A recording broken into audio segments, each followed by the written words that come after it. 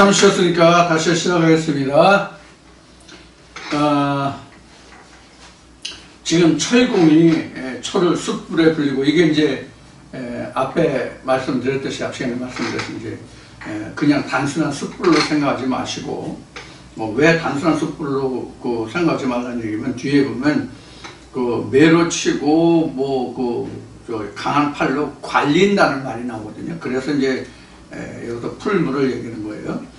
풀무가 이제 쇠나 이런 것을 녹이는 거죠. 도가니는 이제 금이나 은같이 이런 귀금속을 다루는 게 이제 도가니고요.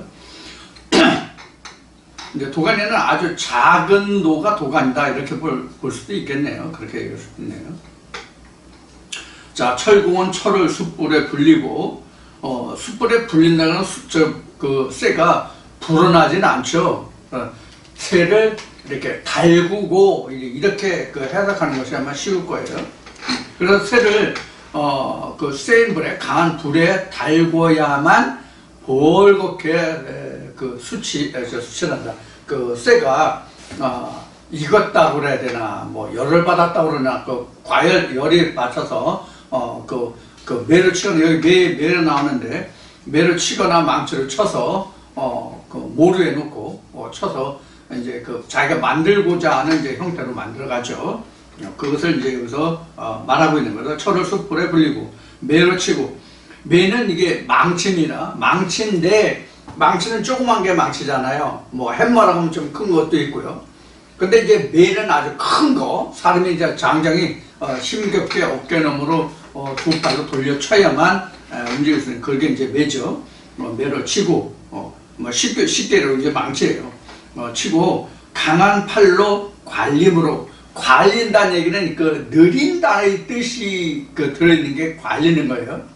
예를 들어서 여러분들 유리 병 같은 거 가공할 때 노에서 유리가 녹은 것을 이렇게 찍어서 바람을 불어가지고 이렇게 모양을 만들고 이러잖아요. 이건 이제 관린다고 이제 얘기할 수 있어요. 이게 우리말이 이러면 참 아름다운 말이라고 했지, 어려운 말이라고 했지, 그런 이제 표현들이 많은데, 이게 관린다는 게 바로 그런 뜻입니다. 그래서 관림으로, 심지어 줄여서 기력이 지나며 물을 마시지 아니하며 곤비하며, 이렇게 나왔어요. 그러니까 이런 일을 하는 사람들이 이렇게 힘들고 어렵게 일을 해서 덜어는 줄인다는 얘기는 먹고 마시지 못하는 게 줄이는 거죠. 우상을 만드느라고. 줄여서 기력이 지나며 물을 마시지 아니하며 곤비하며, 그래서 아주 피곤하게 힘들고 어렵게, 그러니까 많은 노력을 경주해야만, 많은 노력을 해야만, 힘들게 해야만 이런 이제 철로 만드는 그런 것을, 어떤 물건을 만들어낼 수 있다는 것을 이제 묘사한 거예요. 그만큼 세공하려면, 장색들이 세공을 하려면, 세공이라는 것은 작고 조그맣고 가늘고 이런 것도 세공이지만, 정교하게 다듬고 깎는 것도 세공이거든요.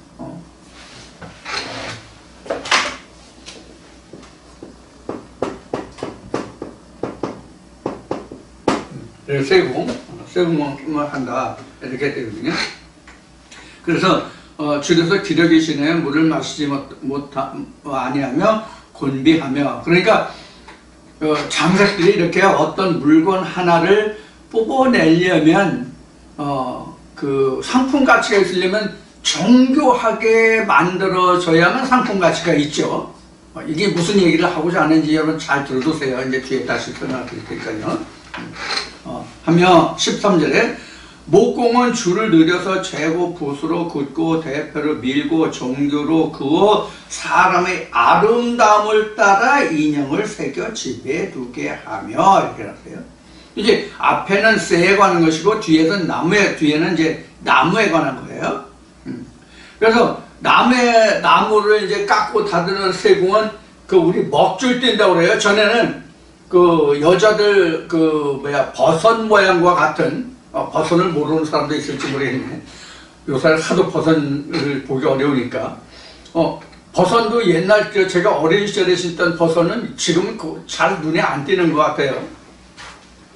그 버섯 모양으로 해가지고 한쪽은 먹물과 씨를 두고 이제 쭉 뽑아내서 직선으로 딱 튀기면 먹물에서 먹물이 그 자욱을 낸 대로 해서 깎아내기 위해서, 정자 깎아내기 위해서 먹줄 치는 이것을 갖다가 여기서 이제 줄을 띈다고 하는 거, 줄을 띈다고 얘기하는 거예요. 그래서 재고 붓으로 긋고 대패로 밀고 정규라는 것은 아주 정규를 정확하게 하라는 뜻으로 드리는 거예요. 이게 이제 레귤러라고 해야 되는데, 정규를 레귤러, 정상적으로 이렇게. 그 사람의 아름다움을 따라, 사람의 아름다움을 따라 인형을 새겨 집에 두게 하며, 우리가 이것을 보면은 이제 사람을 만들어서 이제 집에 두는 거죠. 이제 나무로. 그럼 자, 앞에서 만든 철이나 그 12절에, 앞에라는 건 12절에, 12절에서 만드는 그 쇠로 만든 철로 하는 거나, 13절에서 그 이야기하고 있는 나무나, 이게 다 장색들이 나무로 그 깎고 다듬는 거예요. 다만 쇠는 이제 깎고 다듬을 수가 없기 때문에 불에 이걸 이제 익혀서 쇠도 익힌다고 해야 되나, 뭐라고 해야 되나, 열을 가해서 쇠를 물렁물렁하게 해서 그렇게 하는 거, 이제 이런 걸 얘기해요. 그래서 이렇게 양쪽 다 이제 사람 모형을 만든다는 얘기예요. 자, 그럼 여기서 우리가 그동안 우상에 대해서 여러 가지 말을 나눈 적이 있지만은, 우상이 뭐다라는 것을 말하는 것이 있지만은, 자, 우상은 지금 앞에 얘기했던 사람의 손으로 만든 거잖아요. 사람의 손으로 만드는데 우상은 겉만 깎고 다듬었지 속을 깎고 다듬을 수가 있어요, 없어요? 그래서 이것을 우상이다, 생기가 없다라고 설명하는 거예요. 그래서 우상은 생기를 주장하지 못하는 것이 우상이다, 이렇게 되는 거예요. 사람이 겉만 정교하게 깎고 다듬었지 그 속은 없잖아. 그러면 우리가 여기서 이제 겉과 지금 속이 나오잖아요. 그러면 생명이 있다 또는 생기가 있다는 것은 겉과 속이 다 있어야 되잖아요. 그래야 숨 쉬는 거잖아요. 자, 겉은 우리가 그냥 일반 형상이라면 속은 생명을 얘기하는 거란 말이에요. 우리 지금 저나 여러분 다 사람이잖아요. 그럼 사람이 이 껍데기가 있어서 살아있는 게 아니잖아. 껍데기가 있어서 살아있는 게 아니라 이 오장육부가 속에 있음으로써 그것이 정상 작동을 하기 때문에 내가 사람으로 말하고 호흡하고 소통하고 이러는 거잖아요. 그래서 깎아 만들었다는 얘기는 이 속이 없다는 뜻이에요. 즉 생명이 없다는 뜻이에요. 그래서 이 생명, 이것을 성경은 뭐라고 그래? 생기라고 하는 거거든. 여기 있네, 여기. 생기라고 하는 거거든. 그래서 깎아 만든 것은 아무리 사람이 이렇게 늘리고 불리고 가열하고 줄치고 깎고 다듬고 대패를 밀고 정교를 이렇게 했을지라도, 정교하게 사람 모양같이 만들었을지라도 이게 없다는 뜻이에요, 속이. 그래서 성경이 뭐예요? 겉사람 속사람 나오잖아요. 겉사람 후패는데 속사람은 날로 새롭도다 이러잖아요, 성경에. 이걸 말하고 있는 거예요, 이거를. 근데 우리는 이제 여기에서 제가 우상을 말할 때, 제가 그동안 여러 우상 설명할 때 말씀드린 것이, 빼지 않고 말씀드린 것이 뭐가 있느냐면, 무당을 예를 들었어요. 무당이요. 무당이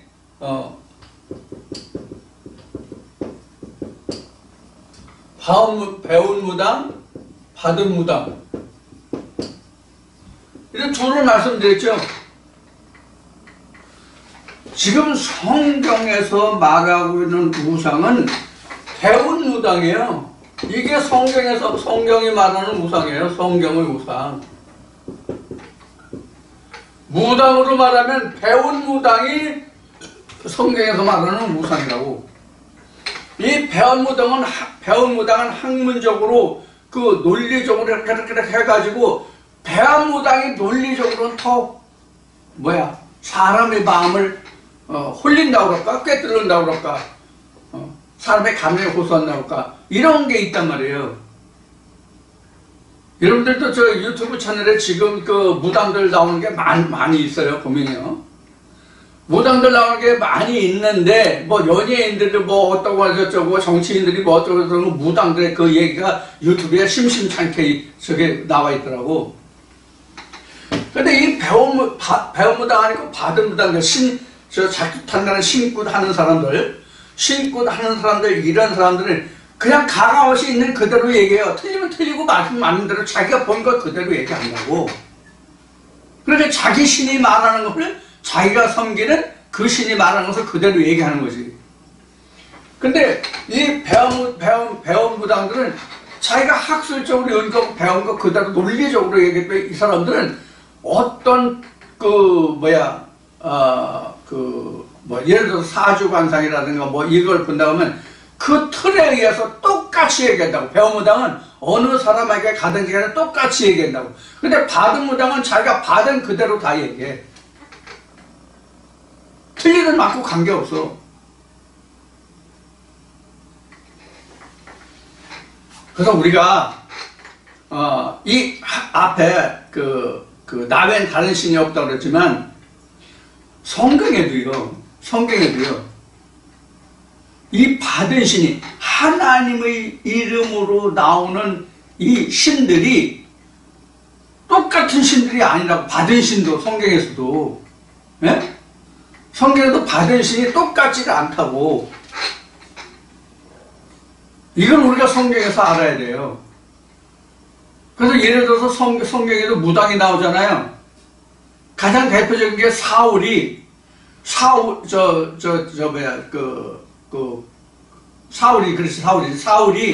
그 무당집에 한번 가는 내용이 성경에 나오잖아요. 자기 신분을 속이고.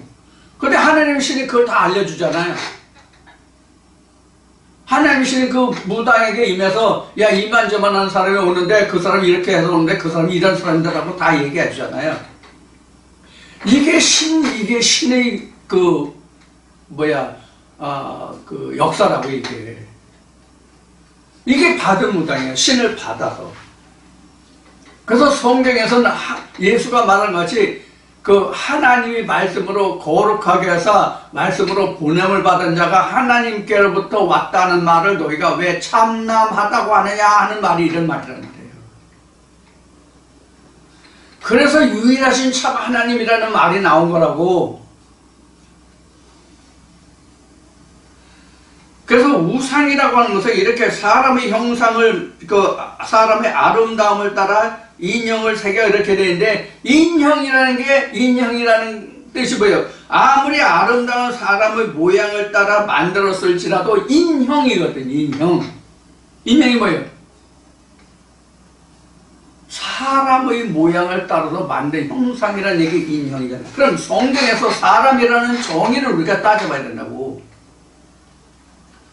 성경에서 말하는 사람은 뭐가 사람이에요?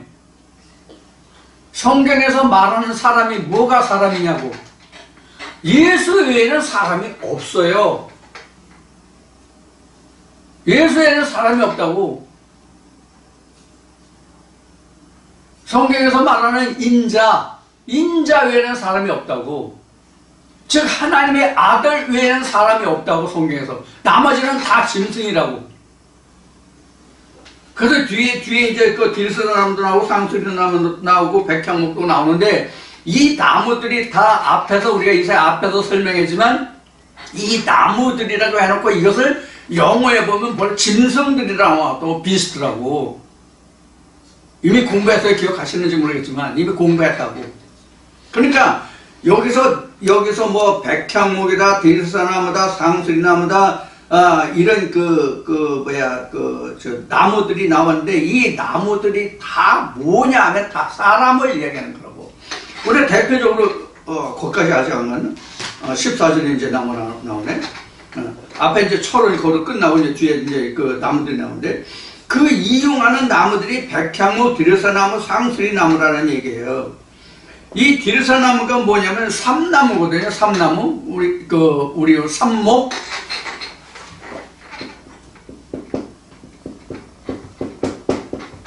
삼목이에요. 아주 곧게 올라가는 그런 직선으로 곧게 올곧게 올라가는 그런 나무들이에요. 우리나라는 금송을 그걸 뭐라고 그러지? 고전이라고 그러나? 우리 한옥 같은 거 옛날 궁궐 같은 거 지을 때 남대문이나 동대문이나 이런 지을 때 금송을 쓰잖아요. 금송. 근데 사실 금송은요, 금송은 우리나라 소나무는 금송이든 적송이든지 흑송이든지 간에 이게 올곧게 곧게 올라가는 나무가 참 드물어요. 우리 소나무는 나무의 성질상. 그 다음에 공이가 많고, 옹이, 마디, 이게 많고. 근데 이 삼목 같은 것은, 백향목 같은 것은, 나무가 직선으로 뻗어가요. 공이는 이제 마디가 자라면서 위에 올라갈수록 이제 마디가 많아지고 밑에서 이제 자라나니까 마디가 멀어지고 그런데, 그래서 이제 요사이 목조주택들 선호하는 사람들은 목조주택도 공이가 많은 것은 나무 질이 떨어지는 거예요. 공이가 많은 거. 왜냐하면 위에 비교적 강도가 낮은 부분이 위에 부분이에요. 그래서 아래 부분에서 중간 부분까지 공이가 먼 게 오랫동안 자라고 그게 나무가 좋은 거예요. 그리고 아주 속의 거보다 겉에 껍질을 벗겨낸 겉에 쪽이 나무가 강한 거예요. 이런 나무로 짓는 이제 목조주택이 이제 진짜 좋은 나무인데, 여기서도 지금 백향목이나 디르사나무나 상수리나무 나오는데요. 백향목이나 디르사나무는 지금 말씀드린 것이 곧고 마디가 적고 단단한 나무를 말하는 거예요. 성경에서 곧다는 얘기는 뭐냐면 정의를 얘기하는 거거든요. 저울로 얘기하면 총량자로 얘기하면 이게 디르사나무나 여기서 백향목이라는 것은 뭘 얘기하냐면 저울추를 얘기하는 거예요. 정의, 의를 얘기하는 거거든요.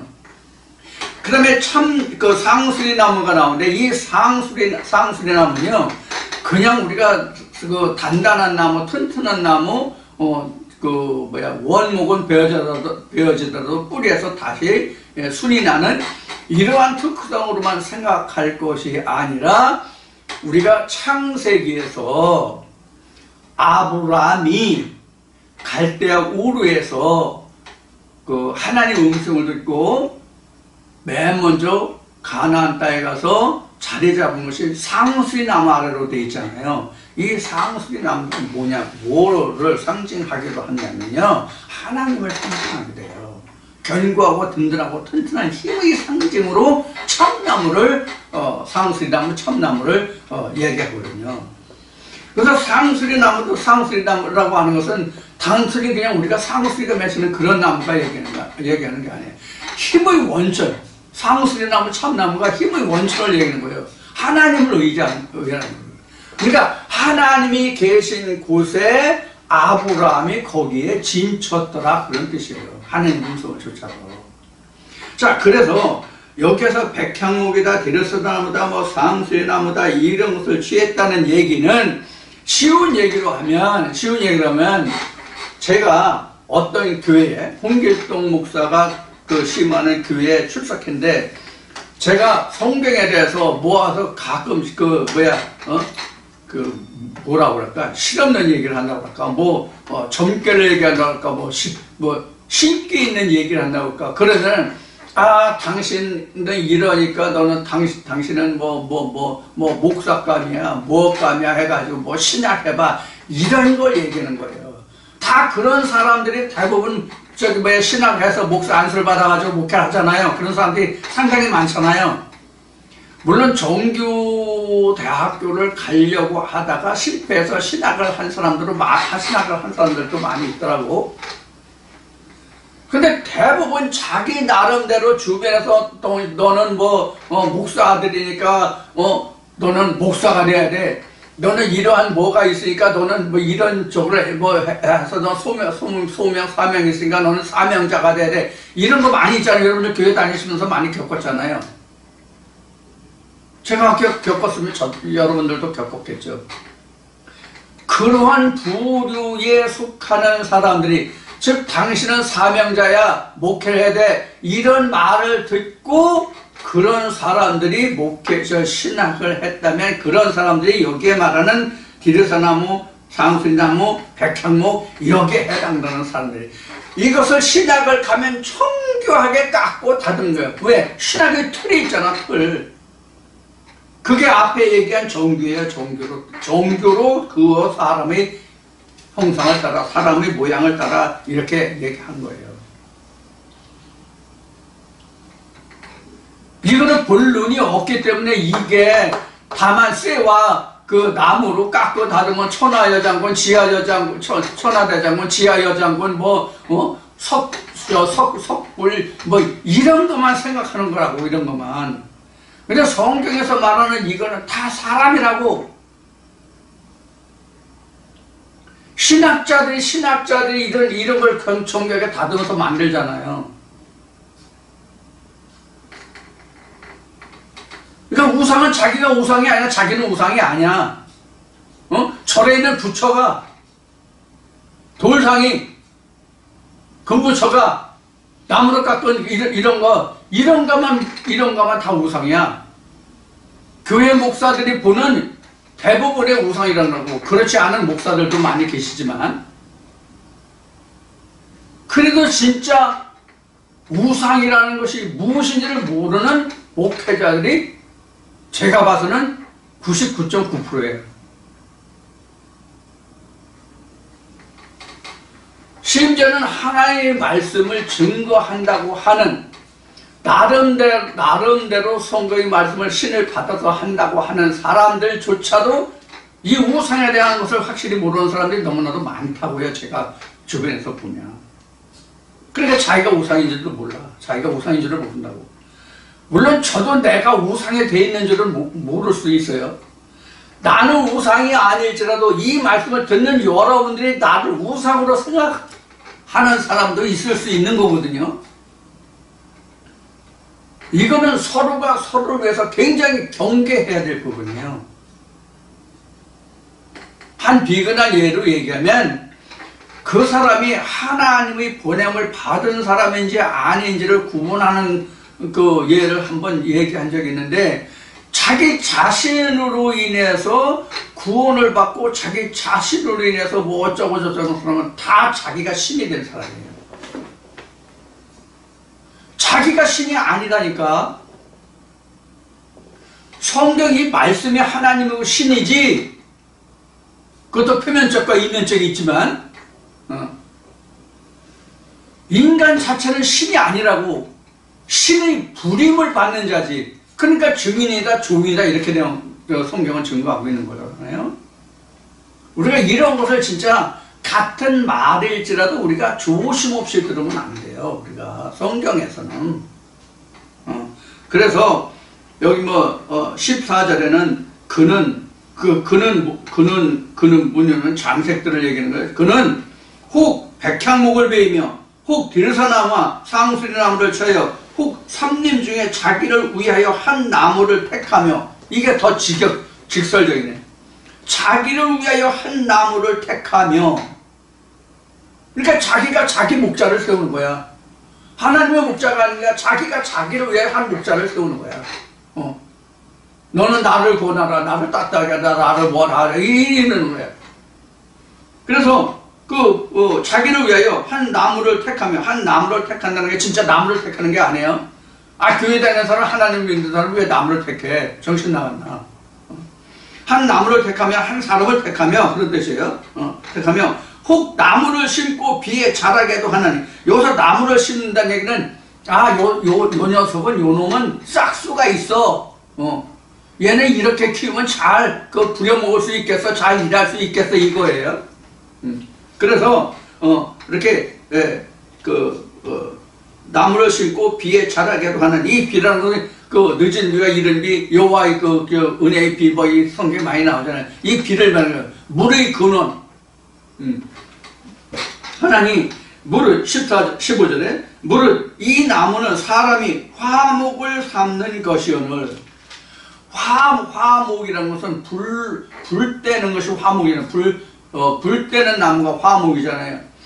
불 뗀다는 것도 그냥 뭐 아궁이에 뭐 장작을 넣어서 불을 뗀다 이런 뜻이 아니라 자기 마음을 불사르고 자기 마음을 따뜻하고 그래서 위로받고 평안함을 받고 이런 것을 지금 불을 뗀다고 하는 거예요.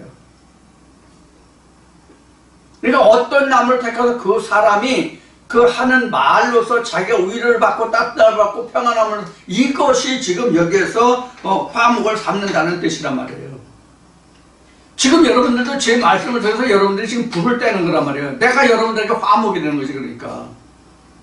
지금 이 말씀을 듣고 여러분들이 은혜를 받으시고 이 말씀을 깨달아서 자기 마음이 따뜻하고 자기 영혼이 평안함을 얻는다면 제가 여러분들에게 화목으로 제공해 주는 거거든요. 자, 그래서 화목을 삼는 것이 오늘 그가 그것을 가지고 자기 몸을 더욱게도 하고 그것으로 불을 피워서 떡을 굽게도 하고 그것으로 신상을 만들어 숭배하며 우상을 만들고 그 앞에 부복하기도 하는구나. 사람 앞에 부복하는 거예요. 앞에는 인형이 나왔잖아요. 그 뒤에는 비에 나무를 심어서 자란다고 했잖아요. 그 백향목과 디르사나무와 상수나무 나왔죠. 이런 것들에게 자기가 부복하는 거예요. 의료를 삼는 거예요. 자, 그래서 여기 몸을 더욱게도 하고 그것으로 불을 피워서 떡을 굽기도 하고 떡을 굽는 게 양식을 얻는 거잖아요. 떡은 성경에서 지금 하나님의 말씀이잖아요. 그래서 하나님의 말씀을 자기가 구워서 먹는 거예요. 그 불로. 그 입에서 나오는 말이 불도 되고 나무도 되고 떡도 되고 해서 자기를 더욱게 한단 말이에요. 굽기도 하고 그것으로 신상을 만들어. 그 말씀이 신이 되는 거죠. 그 말씀이 신에서 자기 마음의 신상을 하는 거예요. 그래서 그 자기 마음에 그 오는 그 신상을 숭배하는 거예요. 자기 마음에 오는 것이 자기가 숭배하는 것이 되죠. 숭배하며 우상을 만들고 그 앞에 부복하기로 하는 거예요. 그래서 사람 앞에 부복하잖아요. 그래서 목사는 절절매잖아요. 목사 앞에 절절맬 필요가 없다고. 말씀이 하나님에게 말씀 앞에 절절매는 거지. 목사가 너 죽어 한다 그러면 너 죽고 너 저주받아 그러면 저주받는 게 아니거든요. 말씀에 의해서 복도 받고 저주도 받고 생사화복이 말씀에 있는 것이지 인간인 그 목사에게 있는 것이 아니거든요. 목사 입에서 나오는 말이 하나님의 말씀이 아니라 그 입에서 나오는 하나님의 언어가 신이란 말이에요. 하나님이란 말이에요. 그러니까 그 목사가 너 이러면 뭐 저주받아 이리 시를 들어 너 내 말 안 들으면 너 뭐 저주받아 뭐 나중에 뭐 어떻게 돼 이렇게 말한단 말이에요. 그럼 그거 하나도 우리가 겁먹을 필요 없고 거기에 대해서 하나도 신경 쓸 필요 없다. 염두에 둘 필요가 없다고. 왜? 내 말 안 들었지 하나님의 말씀이 아니잖아. 하나님의 말씀은 어디에 어떻게 내가 이러하면 이렇게 된다라고 하면 그건 하나님의 말씀이기 때문에 그 사람이 자기가 임의로 말했다 할지라도 너희가 그 사람은 무서워 두려워하지 아니할지라도 그 말은 너희가 지켜라는 말씀이 있잖아요. 바로 이런 것 같단 말이에요.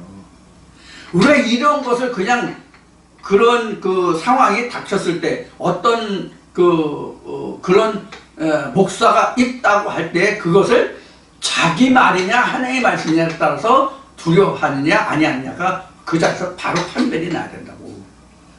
그런 말에 대해서 특히 내가 겪은 바대로는 좀 그 교회에 힘이 될 만하고 좀 그 목사가 우리 교회도 이런 사람이 있어. 또는 우리 교회도 이만저만한 재력을 가진 사람이 있어. 권력을 가진 사람이 있어. 그런 사람이 그 목사의 곁을 떠난다고 하면 목사가 되게 싫어해. 여러분들의 경험은 어떠한지 모르겠지만 그래서 그러니까 너 가면 뭐 잘 안 될 거야 뭐 할 거야 이거 다 자기 말이라고 그거 다 할 필요 없어요. 그거 신경 쓸 필요 없어요. 여러분들 저를 떠나서는 괜찮아요. 저를 떠나는 건 괜찮아요. 근데 말씀에서는 떠나지 마시라고. 인간 이태수가 여러분들을 복을 주거나 저주하거나 못하거든요. 하나님의 말씀이 여러분들을 복을 주거나 저주를 하거나 할 수 있어도 인간 이태수는 여러분들에게 그럴 고난도 없고 힘도 없고 재주도 없고 아무것도 없어요. 여러분들은 저나 인간으로 똑같아요. 다른 거 하나도 없어요. 자, 그것이 지금 15절에서 기록하고 있는 겁니다. 그래서 16절 보겠습니다. 그 중에 얼마는 불사르고 얼마는 고기를 삶아 먹기도 하며 고기를 구워 배불리기도 하며 또 몸을 더웁게 하여 이르기를 아하 따뜻하다 내가 불을 보았구나 하면서, 여기서 아 따뜻하다 뭐하다 불을 보았다 하는 것은 내가 하나님의 은혜를 느꼈다 보았다 그런 것과 같은 의미예요. 그렇게 말하는데 17절에 보면 그 나머지로 그 이면에는 그 나머지로 신상 곧 자기 우상을 만들고 그 앞에 보복하여 경배하며 그것에 기도하여 이르기를 너는 나의 신이니 나를 구원하라 하는도다. 뭐에게? 이 나무나 철로 만든 우상에게 자기를 이렇게 맡기면서 나를 구원하라, 너는 나의 신이다 이렇게 부복하고 경배한다는 얘기예요. 그래서 교회마다 목사가 신이 된 거예요. 그 교회 나가는 그 사람들한테. 그래서 어디 언제 어디서나 만나거나 뭐 하고 그러면 그저 머리 쳐박고 그저 기도 받으려고 그 사람이 신이라서 그런 거거든. 안 서는요, 하나님의 말씀이 안 서는 것이 사람이 안 서는 게 아니에요. 사람의 손을 빌어서 하나님의 말씀으로 그 머리에 앉으면 그 말씀이 안 서는 거구나. 그게 하나님의 안수예요. 사람의 몸을 빌어서, 그것도 하나님의 신을 입은 자의 손을 빌어서 그 입을 통해서 이렇게 해야 맞는 거죠. 이런 것들이 지금 아주 여기에 적나라하게 기록되어 있어요. 지금 이제 이 정도만 지금 말씀드리고 있지만, 실제로 교계에서 일어나고 있는 실상을 다 말한다면 좀 그렇죠. 지저분한 말이 참 많죠.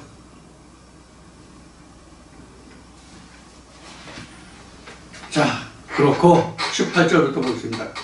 그들이 알지도 못하고 깨닫지도 못하면 그 눈이 가리워져서 보지 못하며 그 마음이 어두워져서 깨닫지 못함이라. 여기서 눈이 가려졌고 그 마음이 어두워서 깨닫지 못한다는 얘기는 뭐냐면 속이 없다는 얘기예요. 속이 없으니까 눈은 만들어놔서 눈이 볼 수 있어요 없어요? 입이 있어도 말할 수 있어요 없어요? 못한다고. 왜? 생기가 없으니까. 속이 없으니까.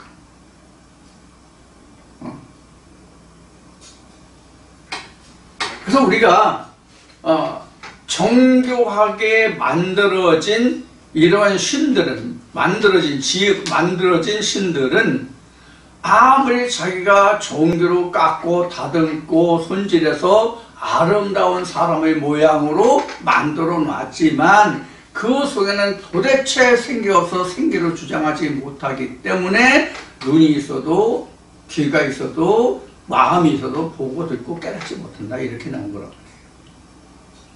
생기가 돌아야, 생기가 순환이 돼야 그 사람이 모든 감각이나 감정이나 이것이 역사에서 보고 듣고 깨달을 수 있는 거잖아요. 그게 안 된다는 말이에요. 그게 왜? 만들어진 틀 속에서만 움직이기 때문에.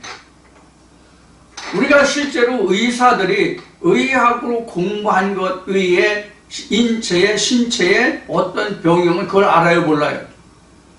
그래서 한방하고 양방이 틀린 게 바로 그거거든요. 한방은 생체의 리듬을 쫓아서 우장육부의 상관관계를 따져서 허와 실을 따져서 서로 치료하는 것이 한방이라면, 양방은 손가락이 아프면 손가락만 보고 머리가 아프면 머리만 보거든요. 즉, 아픈 곳을 찾아서 아픈 곳만 치료하면 돼. 양방은. 그러나 한방은 왜 여기가 나쁜 건지, 왜 여기가 아픈 건지, 왜 기능이 떨어졌는지를 오장육부의 상관관계를 따져서 허와시를 따져서 치료한단 말이에요. 이게 시속게임이라고 그러니까 한방은. 한쪽이 높아지면 한쪽이 낮아지고, 한쪽이 낮아지면 한쪽이 높아지는 거잖아요. 이 관계를 따져서 너무 높아진 것을 낮추고 낮아진 것을 높여주고서 수평관계를 만들어준다고 하는 논리가 한방이에요. 그런데 한방 나름대로의 그 논리가 있고, 이치가 있는데, 양방에서는 한방을 거의 무시하는, 지금은 좀 많이 개선됐다고 하는 얘기를 듣고 있는데, 그런 거가 있죠. 얼마 전까지는 한방은 양의학에서는 전혀 인정하지 않는 시대도 있었어요. 자, 이제 그런 것들을 이제 참고로, 여기서 여러분들에게 이제 말씀드리는 거예요. 그래서 우리가, 이 성경에 보면은 앞 시간에도 얘기했듯이 저울이 나오잖아요. 총량이 나오잖아요. 이게 바로 천평이거든요. 천평. 그래서 어느 쪽은 왕성하고 어느 쪽은 완전히 쇠하고 이게 없단 말이에요. 그래서 성경은 평탄케 한다는 거예요. 하나님이 오시면 평탄케 한다는 거 나온 거예요. 그래서 높고 낮음이 없는 거예요. 허가실이 없는 거예요. 다 똑같은 거예요. 자, 그래서 지금 18절에 기록한 말씀이 바로 보지도 못하고 뭐 듣지도 못하고 깨닫지도 못하고 뭐 그런 것이 바로 평탄과 관련이 있는 거예요. 그래서 평탄하다는 얘기는 너와 내가 동등하다는 의미잖아요. 그런데 교회가 봐요. 목사는 높고 이제 교회 다닌 지 얼마나 사람은 낮고 이렇게 얘기하잖아요. 아니에요. 평탄하다고 똑같다고. 그래서 세례 요한은 뒤에 오시리를 위해서 내가 길을 평탄케 하려 왔다고 했잖아요. 평탄해야만 예수가 오는 거거든요. 하나님이 오거든요. 자, 이런 의미를 여러분들이 여기서 좀 깨달으시길 바라고, 19절에 보면 마음의 생각도 없고 지식도 없고 총명도 없으므로 내가 그 나무에 얼마로 불을 사르고 그 숯불 위에 떡도 굽고 고기도 구워 먹었거늘 내가 어찌 그 나머지로 가증한 물건을 만들겠으며 내가 어찌 그 나무 토막 앞에 굴복하리요 말하지 아니하니. 말하지 아니하는 게 못하죠. 왜? 앞에 있는 말같이 보지 못하고 듣지 못하고 깨닫지 못하니까. 근데 어떻게 따질 수 있겠냐고. 이건 이렇고 저건 저렇고 선과 후를 따질 수가 있겠냐고. 모르죠. 그러니까 여기 있는 것이 내가 어디 허탄한 것을 내가 굴복하고 구복하겠느냐. 그렇게 말하지 못한다는 얘기예요. 세상 말에 우리가 알아야 면장을 한다는 말이 있잖아요. 똑같은 거예요. 성경에도. 알아야 이거는 이렇고 손은 이렇고 후는 이렇다라고 얘기할 수 있는 거잖아요. 이것을 말해보라고 하는 것이 지금 하나님의 신이잖아요. 전에과 후에 될 일을 내가 말해보라는 것이 바로 이런 뜻이란 말이에요. 자, 그래서 지식도 총명도 없다는 것은, 지식이라는 것은, 예수가 말하되 하나님을 아는 것보다 더 고상한 지식이 없잖아요. 유일하신 참 하나님과 그의 보내신 자를 아는 것보다 더 고상한 지식이 없다고 그랬다고요. 그래서 지식이라고 하는 것은 세상 지식도 지식이지만 성경에서 말하는 지식은 하나님과 예수 그리고 그 성령을 아는 지식이에요. 즉 성경을 아는 지식이라고. 성경을 표면적인 지식과 이면적인 지식이 있거든요. 표면적인 지식이라는 게 바로 우상이에요. 이면이 없으니까 호흡이 안 되잖아. 안과 속이 겉과 안이 소통을 못 하잖아. 그러니까 생계로 주장하지 못한다고 된 거예요. 자, 그래서 우리가 성경에서 말하는 우상이라고 하는 것이 겉은 있고 속이 없는 게 우상이에요. 그래서 생기가 없다는 뜻이에요. 그래서 성경의 시작이 창세기 2장에서 생기를 불어넣으면서부터 하나님의 역사가 시작된 거거든요. 거기서부터 내가 벗은 줄을 아는 거거든요. 그래서 이제 우리는 창세기를 그동안 여러 번 했잖아요. 3장까지만, 비록 3장까지만 여러 번 했잖아요. 그래서 창세기 말씀을 들을 때 이제 많이들 알고 계신데, 지금도 창세기를 하는 목사님들이 여러 분 계시더라고. 들어보니까 천지창조가 우리가 살고 있는 이 우주 만물을 지은 천지창조로 설명하고 있더라고.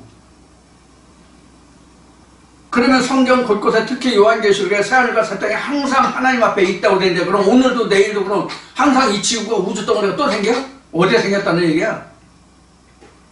증거하면 증거할 수 있냐고 이것을.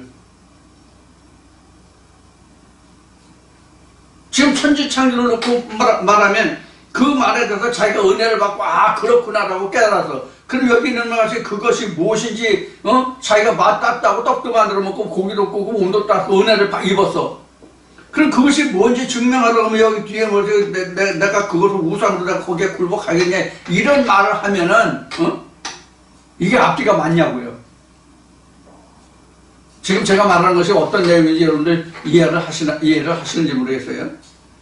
그럼 그게 안 맞잖아. 자기가 그렇게 또 여기 저 19절 중반부터 봅시다. 10절 초부터 봅시다.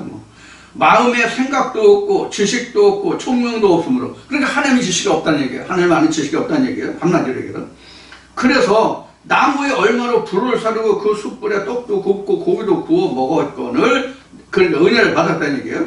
내가 어찌 그 나머지로, 그 나머지라는 것은 그 다음에 신앙생활이라든가 그 다음에 항상 들을 말씀이에요. 그런 것들을 가증한 물건을 만들겠으며 내가 어찌 그 나무 토막 앞에 굴복하리요 말하지 아니하니.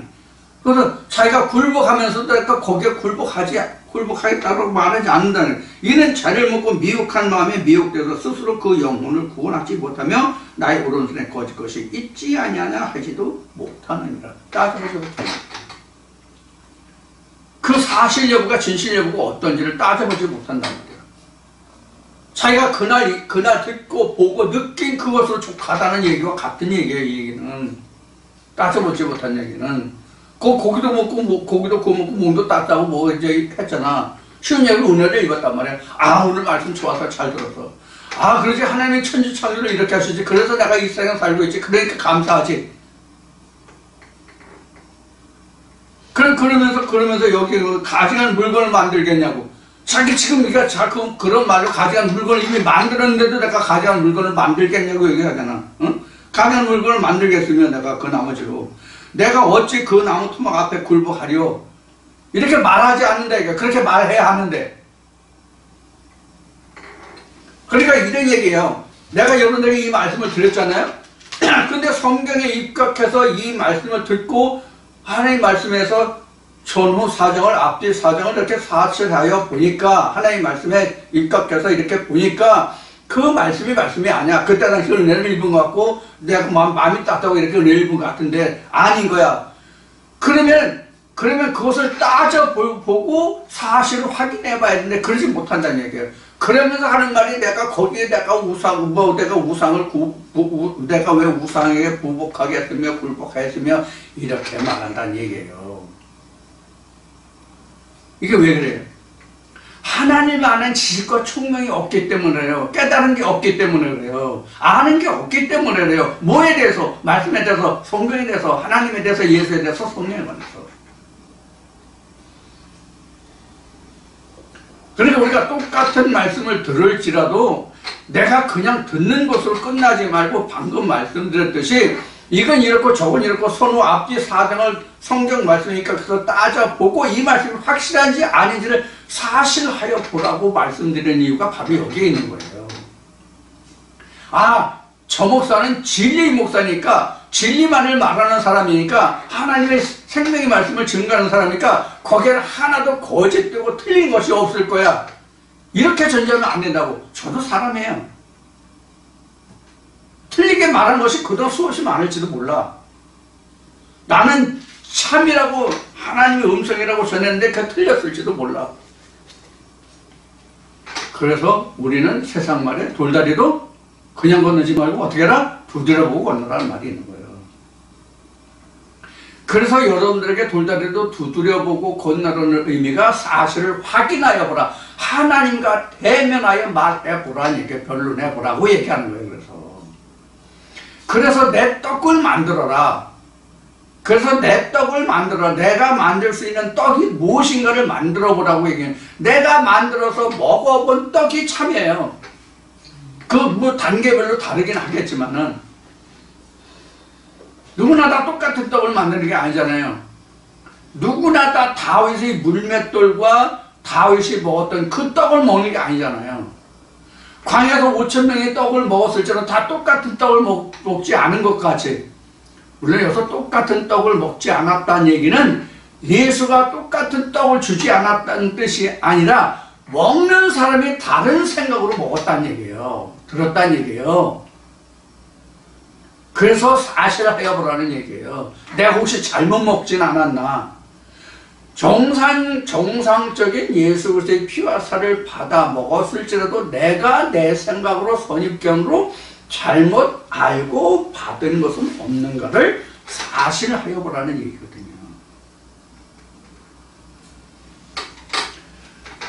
자, 그것이 지금 19절에도 말해요. 그래서 그는 죄를 먹었다는 얘기는 뭐냐면 이미 이 죄라는 것은 다 흩어졌다는 얘기거든요. 사실은 이 죄가 타고 나면 찌꺼기가 죄잖아요.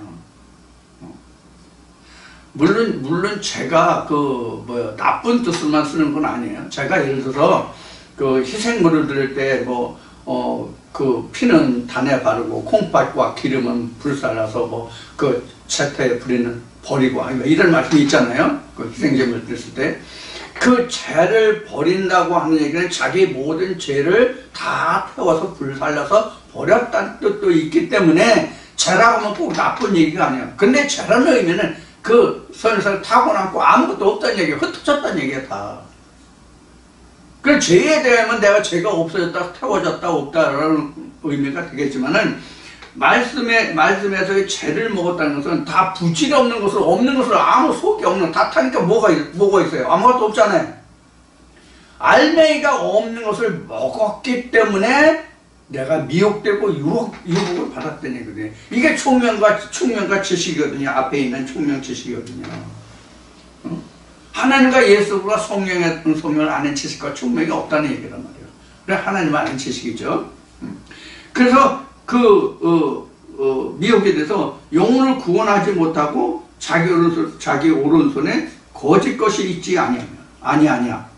오른손이라는 건 하나님의 의의 오른손이며 40장이나 41장 했죠. 하나님의 의의 오른손. 즉 하나님의 의의 말씀이 내 속에 있는 것이 확실하냐는 것을 내가 검증해보라는 말 같아요. 이 얘기는 오른손에 거짓 것이 있지 아니하냐라고 하니까 혹시 내가 지금 옳다고 이것이 하나님의 말씀이라고 내가 받아 가졌는데 이것이 사실이냐 아니냐 확실하냐는 것을 내가 확인하여 보지 않는다. 이 지금 의미를 지금 여기 얘기하고 있는 거죠. 이렇게 못한다는 얘기야. 이렇게. 왜? 하나님의 지식과 총명이 없기 때문에. 그래서 예수는 하나님을 아는, 유일하신 참 하나님과 그의 보내신 자를 아는 것이 영생이고 지식이다라고 말하는 거예요. 그래서 성경을 안다고 하는 것은 하나님을 아는 게 아니라 예수 그리스도를 알아야 하나님을 아는 거예요. 예수 그리스도를 알아야 하나님을 안다고. 그래서 예수가 말하기를 나로 말미암지 않고는 아버지께로 올 자가 없다라고 얘기했죠. 나로 말미암지 않고는 아버지께로 올 자가 없다 했듯이 예수를 알지 못하면 성경을 알지 못한다 했을 것 같아요. 왜? 요한복음 1장에 이 말씀이 하나님이라고 돼 있잖아. 이 하나님을 밝히는 자가 누구냐면 예수거든. 내 아버지가 누구라고 밝히는 자가 예수거든. 그래서 예수를 알지 못하면 하나님을 알 수가 없는 거예요. 근데 우리가 오늘날 예수 모르는 사람이 있어요? 세상 사람들도 다 예수 알아요. 어떤 예수를 알아요? 입술의 예수는 세상 사람들도 다 안다고. 근데 성경이 말하는 예수가 누구이며 무엇이 예수인지를 아는 사람은 극히 적다고.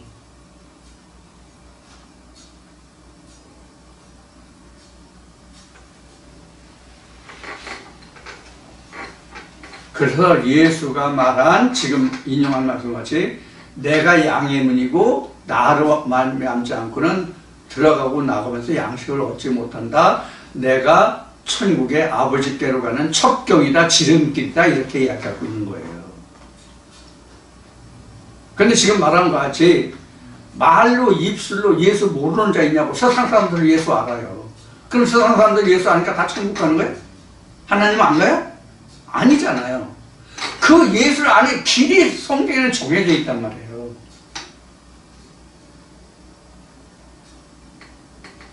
그래서 제가 세례 요한의 예를 드는 것이 바로 그런 거예요. 저는 세례 요한 역할을 하는 거지 예수 역할이 아니란 말이에요. 앞에 인간 이태수가 구원하는 게 아니다라는 얘기가 바로 그런 얘기예요. 나는 세례 요한으로서 광야에 외치는 자의 소리지 나는 빛이 아니라고. 빛에 대하여 증거하는 자지.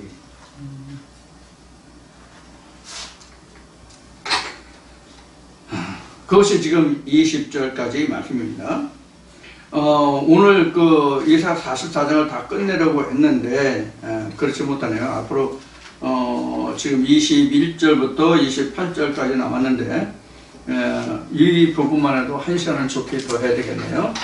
오늘도 이제 뭐 지금 거의 1시간이 지금 다 돼요. 50분이 좀 넘은 것 같은데 50분이 넘은 것 같은데 여하튼 우리가 신앙생활을 한다고 하는 것은 성경을 믿는다는 거, 성경을 믿어서 우리가 믿음생활, 신앙생활을 한다는 것은 성경을 알고자 함이거든요. 성경을 알고자 함이란 말은 성경 본문을 알고자 하는 뜻이 아니라 성경에 기록한 그 본문이 가지고 있는 그 속뜻이 무엇인가를 아는가 하는 것이거든요. 그 속에 담긴 뜻이 예수예요. 그게 성령이에요. 예수가 성령이라고 예수 따로 있고 성령이 따로 있는 게 아니에요. 예수가 성령이라고. 왜 그런가 하면 요한복음 14장에서 17절까지 예수가 고별 강화를 하면서 뭐라고 얘기하고 있어요? 내 이름으로 보낼 성령이잖아요. 내 이름으로, 아버지께서 내 이름으로 보낼 성령. 아버지는 말씀이란 말이에요. 그럼 말씀이 나은 자가 예수지 2000년 전 유대 땅에 온 자가 예수가 아니라고. 이거 그동안 기가 따갑게 얘기했잖아요.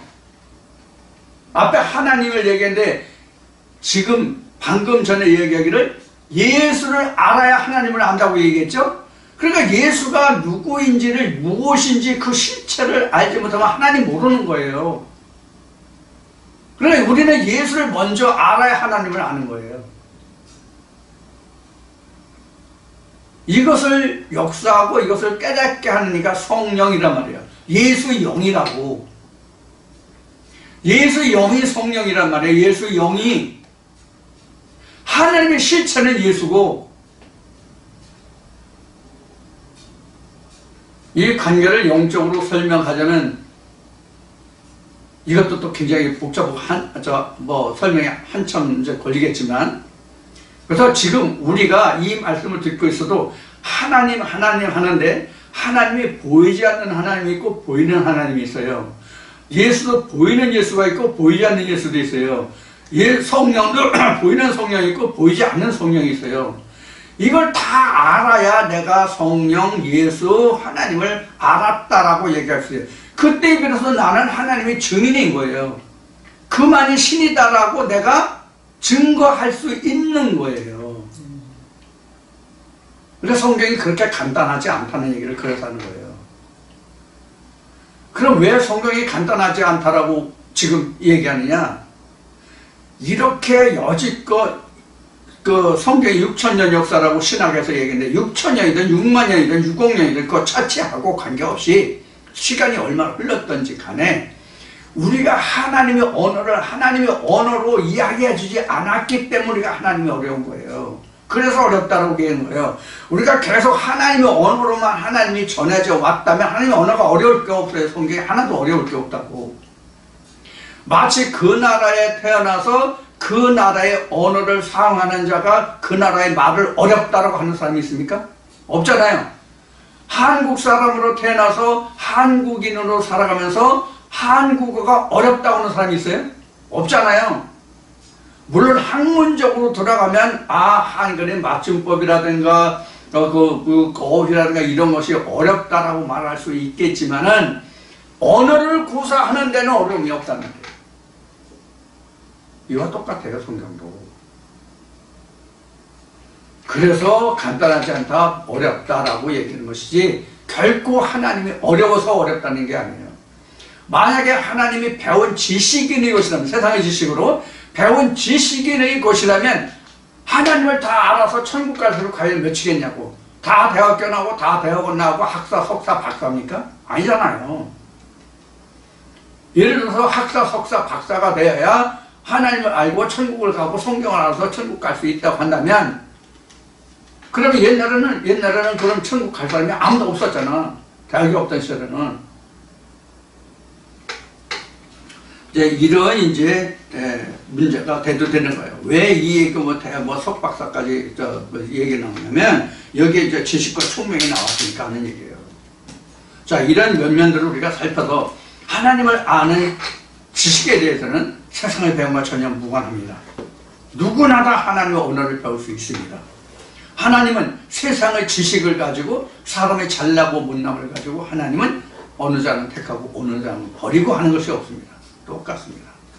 앞에 평탄한 길을 얘기했었는데 그런 것을 우리가 잘 깨달으시고 오늘도 여러분들과 함께 나눈 이사야 44장 2시간을 나누는데 오늘도 이 말씀이 여러분들의 영혼을 소성시키고 하나님의 나라를 청종하고 쫓아가는 데서 부족함이 없는 생명의 말씀으로 역사되기를 기원하면서 다음 주에 다시 뵙겠습니다.